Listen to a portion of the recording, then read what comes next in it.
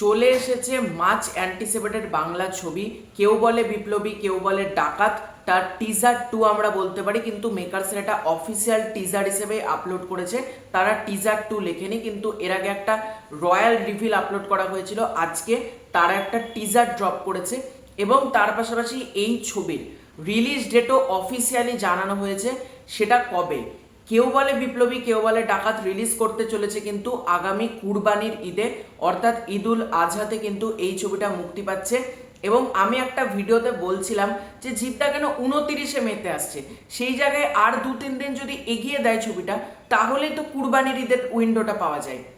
তো মেকার্সরা কোথাও গিয়ে মানে আমি যেটা চাইছিলাম সেটা হলো, এবং এটার জন্য আমি খুব খুশি হয়েছি যে জিদ্দা কিন্তু আবারও ঈদে আসছে। কারণ একটা কথা মানতেই হবে, ঈদ মানে কিন্তু জিদ্দা, মানে অডিয়েন্স কিন্তু ঈদের সময় জিদ্দার সিনেমা দেখতে যেতে ভালোবাসে, এটা বরাবরই হয়ে আসছে।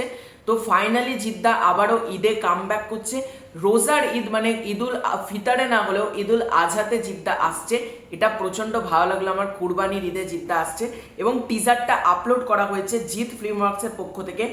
1 মিনিট 12 সেকেন্ডের একটা টিজার। চলো লাইভ রিয়াকশন করবো আজকের এই ভিডিওতে। আমি আগে 3-4 বার দেখলাম। Use headphone for best experience, volume feel করলাম। আকাশবাণী কলকাতা। সাম্প্রতিককালে কলকাতায় এমন একের পর এক ডাকাতির ঘটনা।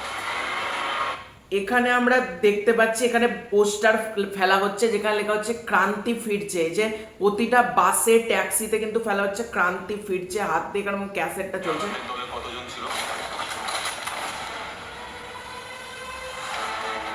ইন্সপায়ার্ড বাই 2 ইভেন্টস, মানে সত্য ঘটনা অবলম্বনে ছবি। জিদ্দা ফাইনালি।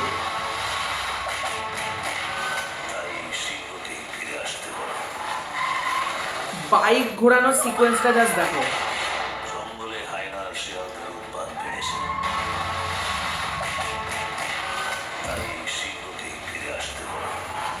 জঙ্গলে শিয়াল আর হায়নার উৎপাত বেড়েছে, তাই সিংহকেই ফিরে আসতে হলো।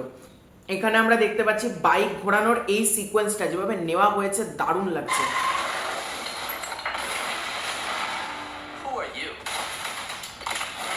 অ্যাকশন সিকোয়েন্সগুলো দেখো, সুপারস্টার জিৎ, এই অ্যাকশন সিকোয়েন্সগুলো দারুণ লাগছে। মানে যেরকম ভাবে অ্যাকশনটা কোরিওগ্রাফি করা হয়েছে।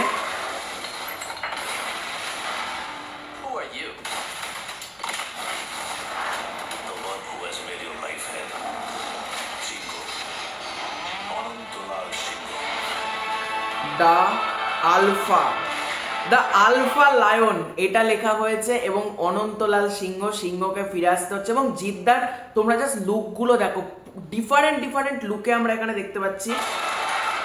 এখানে আমরা একটা গানের ছোট্ট ঝলক দেখতে পেলাম।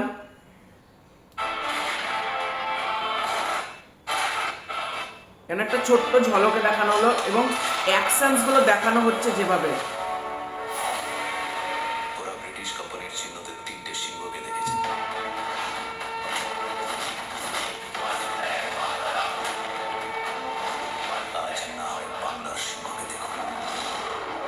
রোডিং অন 27th মে, এইখানটা আমার বেশি ভালো লাগলো যেভাবে প্রতিটা লুককে ছোট ছোট করে দেখানো হয়েছে।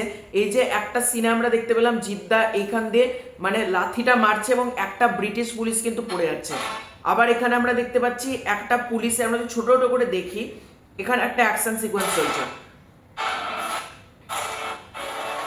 এখানে জিদ্দাকে আমরা দেখতে পাচ্ছি সম্পূর্ণ ডিফারেন্ট, সাদা কালারের পুরো গোফ এবং পেছনে একটা বোম টাইপের ফেললো। এখানে আমরা দেখতে পাচ্ছি সম্পূর্ণ ডিফারেন্ট।